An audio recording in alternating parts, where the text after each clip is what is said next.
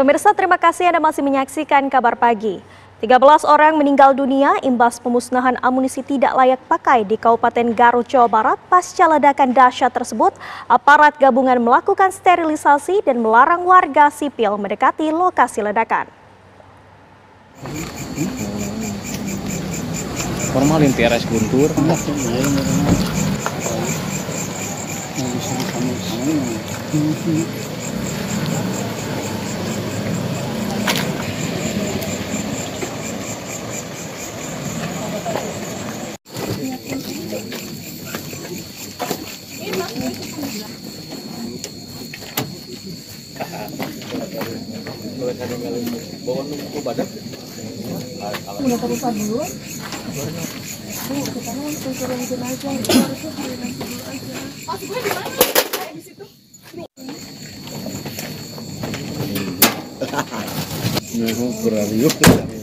Dan pemirsa, untuk mengetahui bagaimana situasi terkini di Garut, Jawa Barat mengenai amunisi ledakan yang terjadi kemarin, kita langsung saja tanyakan kepada reporter TV One Taufik Hidayat. Selamat pagi Taufik, apakah ada perkembangan terbaru pagi hari ini?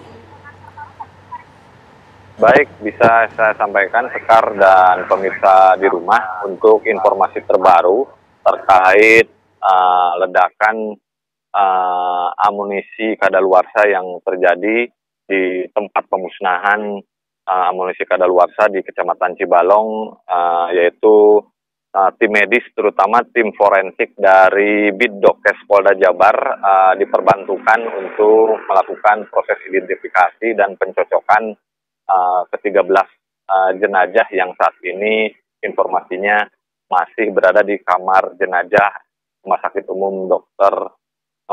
Sakit Umum Pamengpeuk Kabupaten Garut. Dan semalam saya tanya kepada Kepala Seksi Reka Medis RSUD Pamengpeuk, yaitu ada 4 orang anggota TNI yang sudah teridentifikasi identitasnya dan disamakan dengan kecocokan ciri-cirinya. Sementara untuk warga sipil atau jenazah warga sipil itu baru 5 jenazah yang sudah teridentifikasi, sehingga masih ada sisa 4 warga sipil atau jenazah warga sipil yang perlu dilakukan identifikasi lanjutan, termasuk harus menerjunkan tim DVI karena memang dari 4 sisanya ini, 4 jenazah ini mengalami kerusakan cukup banyak.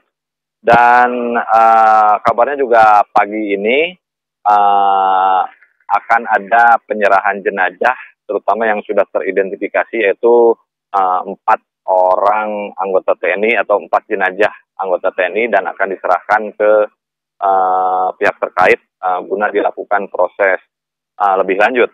Dan selain itu juga akses menuju lokasi tempat pemusnahan hingga hari ini masih ditutup, sehingga warga sipil atau yang lain yang tidak berkepentingan dilarang masuk karena memang dianggap akan membahayakan keselamatan. Demikian. Apakah ada juga korban luka-luka akibat kejadian ini?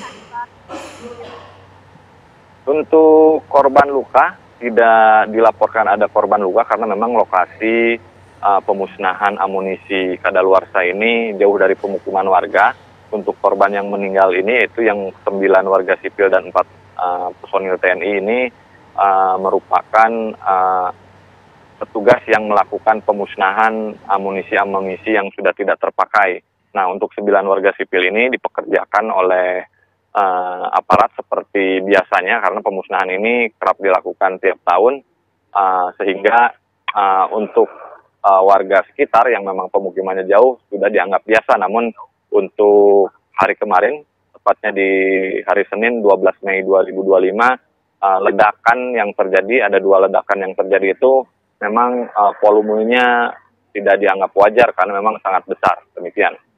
Baik Taufik, kemudian apakah ada kendala yang dihadapi oleh tim DVI dalam proses identifikasi hingga saat ini? Betul sekali, untuk kendala karena memang sebagian korban atau sebagian jenazah ini tidak utuh karena dampak ledakan atau serpihan dari sisa-sisa amunisi, sehingga perlu ada pencocokan data, terutama ciri dari sisa anggota tubuh yang masih bisa dikenali oleh pihak keluarga, terutama ada ciri lain, sehingga petugas memastikan bahwa jenazah yang nanti akan diserahkan kepada keluarga itu benar-benar jenazah anggota keluarganya dan jangan sampai ada jenazah yang tertukar. Demikian. Baik, terima kasih Taufik Hidayat mengabarkan dari Garut, Jawa Barat. Selamat bertugas kembali.